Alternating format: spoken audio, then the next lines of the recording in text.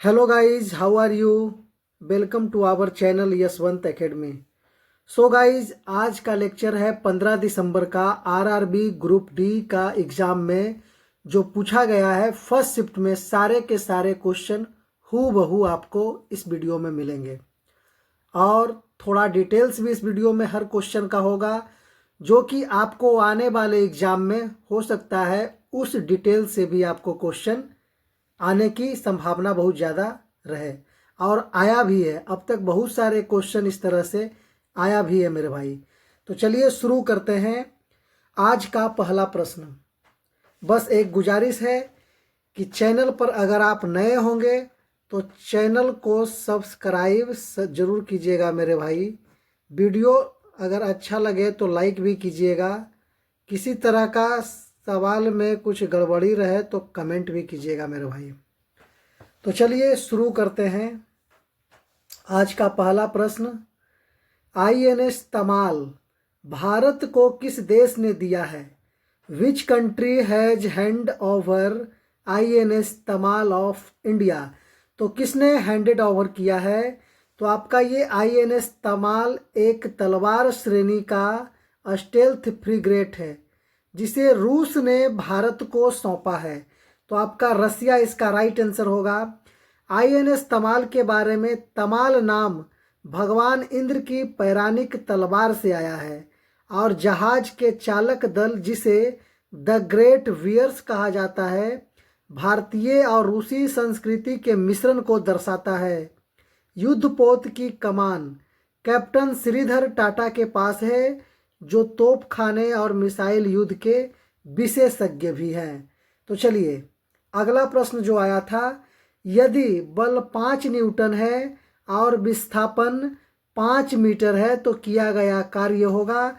कार्य बराबर होता है F मल्टीप्लाई फोर्स मल्टीप्लाई विस्थापन आपका होता है। तो 5 न्यूटन बल था, विस्थापन 5 मीटर, तो कार्य हो जाएगा 5 गुने 5 यानी 25 जूल आपका राइट आंसर था। चलिए अगला प्रश्न में चलते हैं। मार्च ऑफ ग्लोरी पुस्तक के लेखक कौन है? Who are the authors of the book March of Glory? तो के अरुमुगम और पत्रकार एरोल डी क्रूज इसके लेखक हैं। तो आपका इसमें हो जाएगा के अरुमुगम और एरोल डी क्रूज। आपका सी ऑप्शन नंबर सही है मेरे भाई। विषय जो थीम था, यह पुस्तक 1975 में कोलालमपुर में भारत एवं हॉकी विश्व कप के जीत के सफर का वर्णन करती है और विमोचन हुआ था मार्च 2025 में। तो आपका अगर करेंट आपका देखा जाए तो मार्च से भी करेंट आपका 2025 से आया है मेरे भाई। तो आप करेंट क्या करेंगे कि आप जनवरी से लेकर के 2025 का जनवरी से लेकर के आप पूरे सितंबर अक्टूबर तक के आप करेंट कर लेना है आपको मेरे भाई। चलिए अगला प्रश्न आपका है, 2025-26 के केंद्रीय बजट में स्वास्थ्य और परिवार कल्याण मंत्रालय के लिए लगभग कितना बजट आवंटित किया गया है? In the 2025-26 union budget approximately how much budget was allocated to the Ministry of Health and Family Welfare? तो आपका इसका हो जाएगा ये लगभग 99,859 करोड़, करीब 1 लाख करोड़ रुपए के आसपास आवंटित किए गए हैं। तो इसका राइट आंसर हो जाएगा ऑप्शन नंबर बी, इसका राइट हो जाएगा मेरे भाई। जिसे आयुष्मान भारत PMJA के लिए 9406 करोड़ और राष्ट्रीय स्वास्थ्य मिशन HIM के लिए 33,227 करोड़ शामिल है। अगला प्रश्न आपका आया था पैरा एथलेटिक्स से कि 2025 पैरा एथलेटिक्स विश्व चैंपियनशिप कहाँ आयोजित की गई है? तो नई दिल्ली भारत में आयोजित की गई थी जो 27 सितंबर से 5 अक्टूबर 2025 तक जवाहरलाल नेहरू स्टेडियम में हुआ है और यह 12वां संस्करण था। तो आपका नई दिल्ली इसका राइट आंसर है। ये भी क्वेश्चन आपका रिपीट हुआ है मेरे भाई। ब्राजील ने कुल 44 पद जीता था, 15 स्वर्ण 20 रजत 9 कांस्य के साथ फर्स्ट नंबर पे था। चाइना दूसरे नंबर पे 55 पदक जिसमें 13 स्वर्ण था, 22 पदक 6 स्वर्ण 9 रजत 7 कांस्य के साथ 10वां स्थान हासिल किया था। ये आपका लगता है थोड़ा सा मिसप्रिंट हो गया मेरे भाई, इसको थोड़ा एक बार मिला लीजिएगा। चलिए, चीन ने अपना नया K1 वीसा किस क्षेत्र के लिए शुरू किया है? तो विज्ञान, प्रौद्योगिकी, इंजीनियरिंग और गणित क्षेत्रों के लिए शुरू किया है। तो आपका हो जाएगा उच्च स्तरीय विदेशी प्रतिभा और विज्ञान एवं प्रौद्योगिकी, ये आपका साइंस एंड टेक्नोलॉजी से संबंधित क्षेत्र के लिए जारी किया है। तो ऑप्शन सी इसका राइट आंसर हो जाएगा। अगला प्रश्न आया था, प्लास्टर ऑफ पेरिस का रासायनिक सूत्र क्या है? तो प्लास्टर ऑफ पेरिस का रासायनिक नाम कैल्शियम सल्फेट हेमीहाइड्रेट है। यह जिप्सम CaSO4 को लगभग 100 से 120 डिग्री सेंटीग्रेड पर गर्म करके बनता है, जिससे उसका कुछ जल निकल जाता है और CaSO4 प्राप्त आपका हो जाता है। चलिए, तो आपका right answer option number B हो जाएगा। अगला प्रश्न है, वर्ष 2025 में इसरो ने अपना 100वां मिशन के लिए निम्नलिखित में से किस प्रक्षेपण यान का उपयोग किया था? इन 2025 विच launch vehicle did ISRO use for its 100th mission? आपका हो जाएगा वर्ष 2025 में इसरो ने अपने 100वें मिशन के लिए GSLV-15 प्रक्षेपण यान का प्रयोग किया था। इस मिशन में NVS-02 नेविगेशन उपग्रह को 29 जनवरी 2025 के श्रीहरिकोटा के सतीश धवन अंतरिक्ष केंद्र से GSLV-F-15 रॉकेट के माध्यम से सफलतापूर्वक कक्षा में स्थापित किया गया था। तो ऑप्शन बी आपका सही है मेरे भाई। चलिए, अगला क्वेश्चन आपका है, बिहार विधानसभा चुनाव 2025 में बीजेपी को कितनी सीटें मिली है? तो 243 सीटों पर चुनाव हुआ था 2025 बिहार विधानसभा, जिसमें 2025 में भारतीय जनता पार्टी बीजेपी को 89 सीट मिली थी।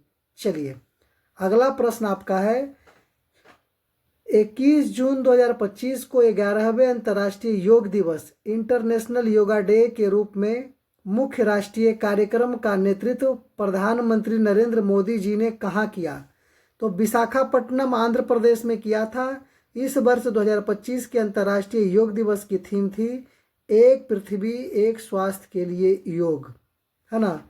तो ये आपका विशाखापट्टनम ऑप्शन नंबर बी आपका राइट आंसर था। अगला प्रश्न है, डॉक्टर दुब्बर नागेश्वर रेड्डी को वर्ष 2025 में पद्म विभूषण से सम्मानित किया गया। उन्हें यह सम्मान किस क्षेत्र में किस योगदान के लिए दिया गया था? तो डॉक्टर दुब्बर को मिला था आपका चिकित्सा के क्षेत्र में उनके गैस्ट्रोएंट्रोलॉजी के लिए असाधारण योगदान के लिए मिला था चिकित्सा के क्षेत्र में। तो आपका मेडिसिन हो जाएगा राइट आंसर, ऑप्शन सी आपका सही है। अगला प्रश्न आया था, मिश्रित कृषि मिक्स्ड फार्मिंग क्या होती है? ये भी रिपीटेड क्वेश्चन है मेरे भाई, रिपीट हुआ है। मिश्रित कृषि मिक्स्ड फार्मिंग एक ऐसी प्रणाली है जिसमें किसान एक ही खेत या फर्म पर फसल उगाना और पशुपालन जैसे गाय भैंस बकरी मुर्गी पालन दोनों एक साथ करते हैं, उसी को बोलते हैं। या आप बहुत सारा क्वेश्चन रिपीट हुआ है, अगर आपको यकीन नहीं तो यहाँ इसका पूरे ग्रुप डी का और सीपीओ वगैरह का जो मैंने वीडियो डाला है उसमें आप देख लीजिएगा मेरे भाई। और मुझे तो लगता है कि आप जितना ज़्यादा रिवीजन कर लें आपके लिए फ़ायदा ही रहेगा। चलिए, अगले प्रश्न, निम्नलिखित में से कौन सा यौन संचरित बैक्टीरिया के कारण होता है? Which of the following sexually transmitted disease are caused by bacteria? तो आपका हो जाएगा गोनेरिया बैक्टीरिया के कारण होता है, सिफिलिस भी बैक्टीरिया के कारण होता है है ना, जबकि बॉटर्स वायरस खाल HPV के कारण होता है, बैक्टीरिया से नहीं होता है। तो आपका हो जाएगा ऑप्शन नंबर सी, गोनोरिया एवं सिफिलिस दोनों। ऑप्शन नंबर सी आपका राइट आंसर है। चलिए अगला प्रश्न पूछा था, प्रेशर का SI मात्रक क्या है? What is the SI unit of pressure? तो दाब का SI मात्रक आपका पास्कल होता है, या फिर न्यूटन प्रति मीटर स्क्वायर भी आपका होता है, ये वाला मेरे भाई। चलिए अगला प्रश्न है, अम्ल और क्षारक के बीच होने वाली रासायनिक अभिक्रिया को क्या कहा जाता है? तो अम्ल और क्षारक के बीच होने वाली अभिक्रिया को सामान्यतः न्यूट्रलाइजेशन अभिक्रिया कहा जाता है। इस अभिक्रिया में अम्ल प्लस क्षारक लवण प्लस जल बनाता है और ऊष्मा निकलती है, इसलिए यह एक ऊष्माक्षेपी अभिक्रिया होती है। एक्सोथर्मिक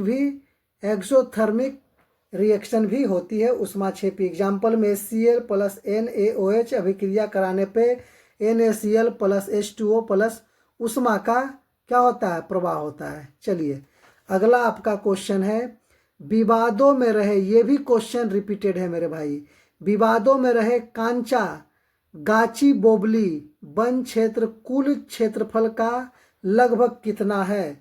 उस समय पूछा था कि ये कहाँ स्थित है वन क्षेत्र, तो तेलंगाना के हैदराबाद में स्थित है और इसका क्षेत्रफल लगभग 400 एकड़ माना जाता है। यह इलाका हाल के वर्षों में भूमि उपयोग परिवर्तन, विकास परियोजनाओं और पर्यावरण संरक्षण से जुड़े मुद्दों के कारण चर्चा और विवादों में रहा है। तो लगभग 400 एकड़ इसका option number C right answer है मेरे भाई। चलिए अगले प्रश्न की तरफ चलते हैं।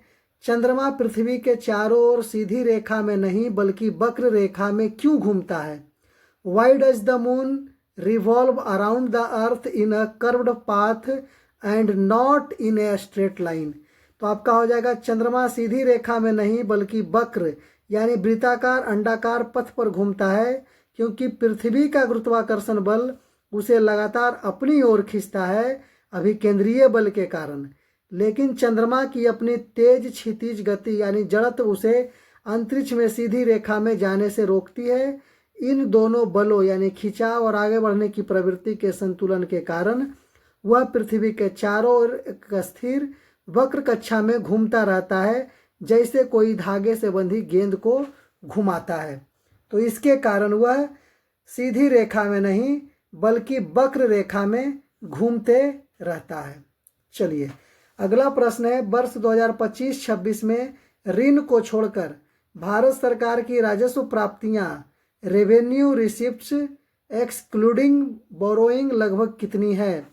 तो केंद्रीय बजट 2025-26 में सरकार की राजस्व प्राप्तियां यानी ऋण को छोड़कर लगभग 34.9 लाख करोड़ है। आपका option number C right answer है मेरे भाई। चलिए अगले प्रश्न की तरफ चलते हैं। लार्वा अवस्था के कारण मेढक किस प्रक्रिया द्वारा जवान यानी एडल्ट बनता है? तो मेढक लार्वा, छोटा बच्चा मेढक के बच्चा को बोलते हैं टेडपोल, अवस्था में कायांतरण प्रक्रिया द्वारा एक वयस्क यानी जवान मेढक बनता है। तो कायांतरण हो जाएगा मेटामॉर्फोसिस। चलिए अगला प्रश्न है आपका, श्वेत प्रकाश प्रिज्म से होकर गुजरने के बाद विचलित क्यों हो जाता है?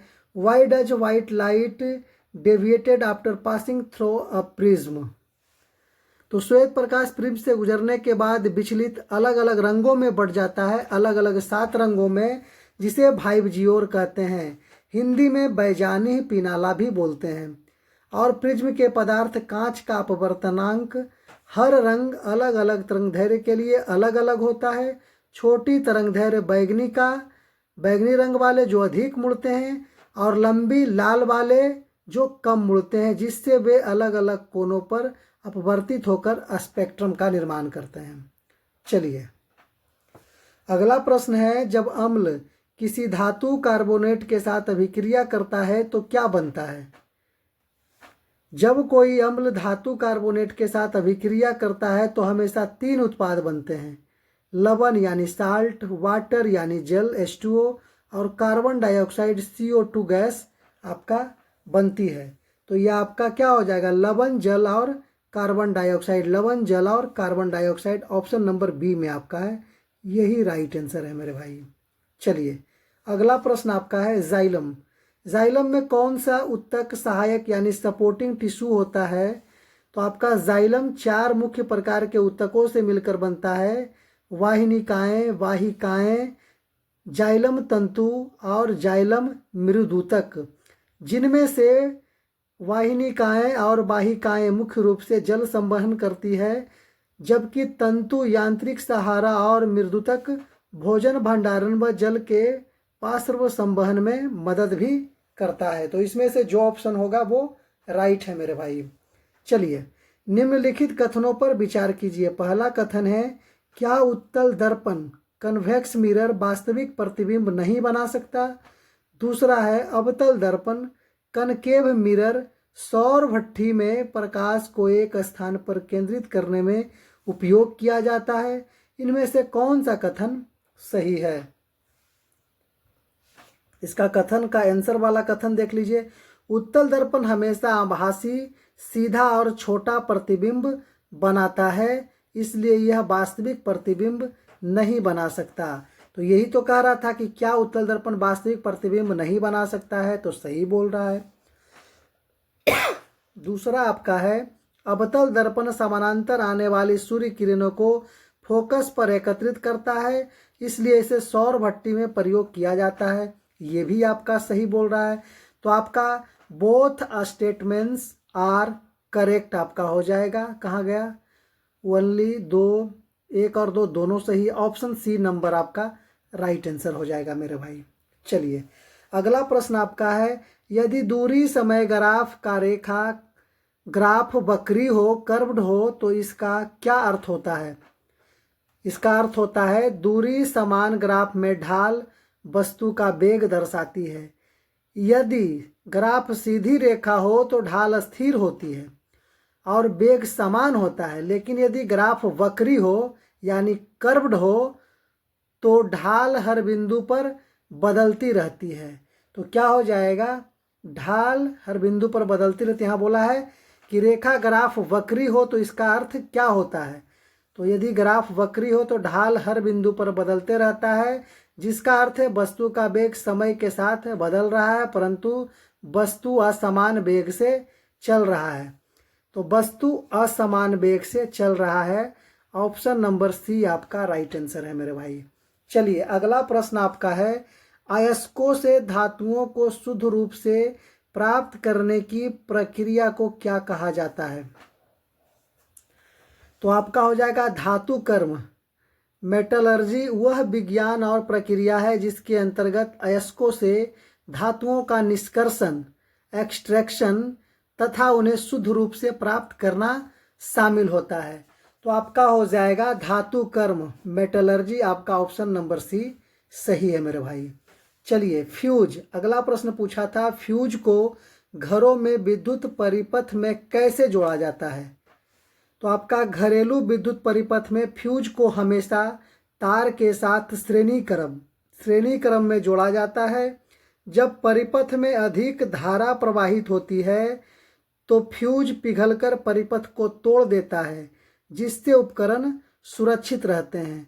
तो आपका क्या हो जाएगा, यहाँ है फेज तार श्रेणी क्रम में, तो श्रेणी क्रम में जोड़ा जाता है, बिल्कुल सही है। ऑप्शन नंबर इसका भी सी सही है मेरे भाई। अगला प्रश्न पूछा है, के आपका होता है पोटासियम और Ca से कैल्शियम, Al से एल्युमिनियम, अभिक्रियाशीलता श्रेणी में सही क्रम कौन सा है?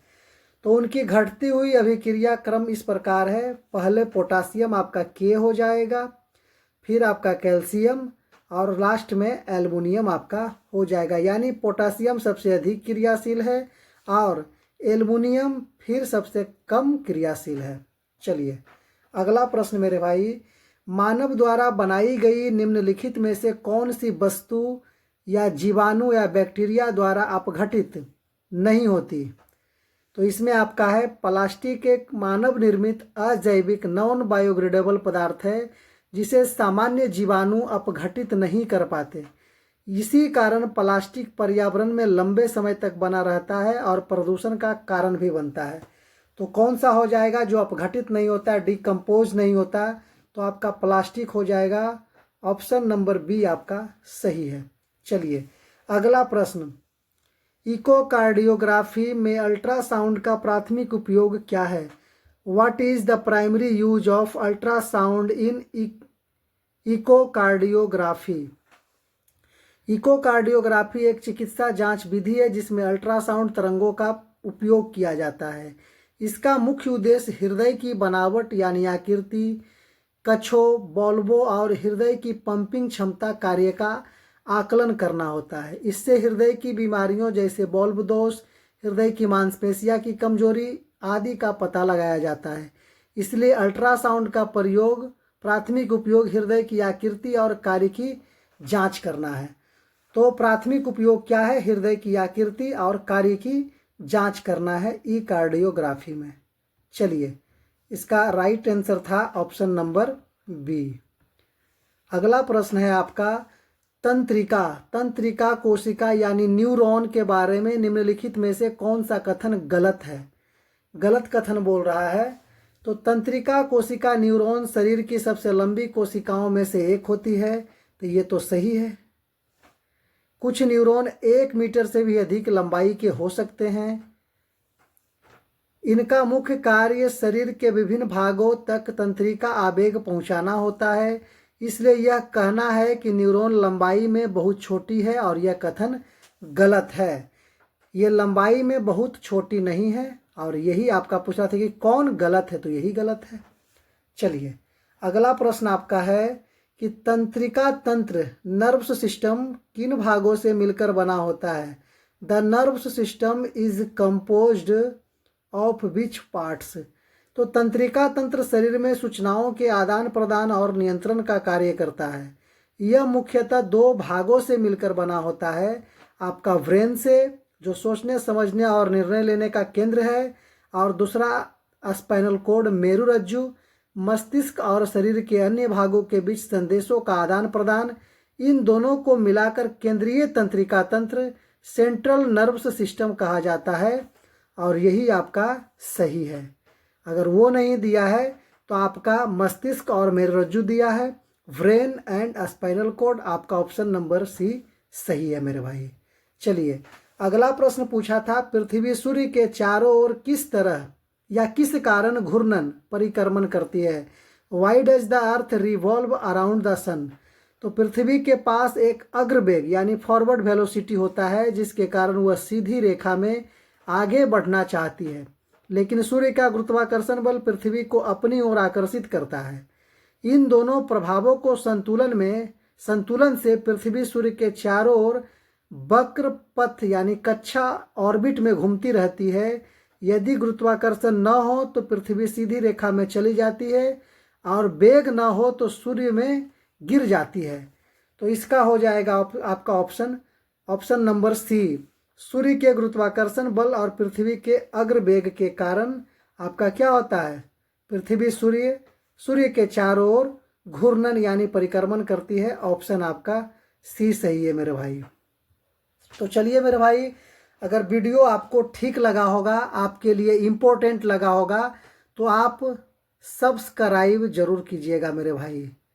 चैनल को सब्सक्राइब जरूर कीजिएगा, वीडियो को लाइक कीजिएगा मेरे भाई, क्योंकि ये सब चीज़ें करने में बहुत टाइम मेरा चला जाता है मेरे भाई। ये सब खोजने में, कवर करने में, लाने में, बनाने में। तो बस एक हाथ जोड़कर नर्म निवेदन आपसे है कि वीडियो को ज़रूर लाइक कीजिएगा, चैनल को सब्सक्राइब कीजिएगा मेरे भाई।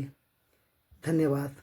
आपका दिन शुभ रहे, एग्ज़ाम मस्ती के साथ कटे और माता पिता का सपना जरूर आपका पूरा हो। ये माँ सरस्वती से हमारी तरफ से आप सभी भाई के लिए कामना भी है, आप सभी बहनों के लिए कामना भी है मेरे भाई। चलिए हमारे तरफ से बड़े को प्रणाम और छोटे को बहुत बहुत प्यार। धन्यवाद।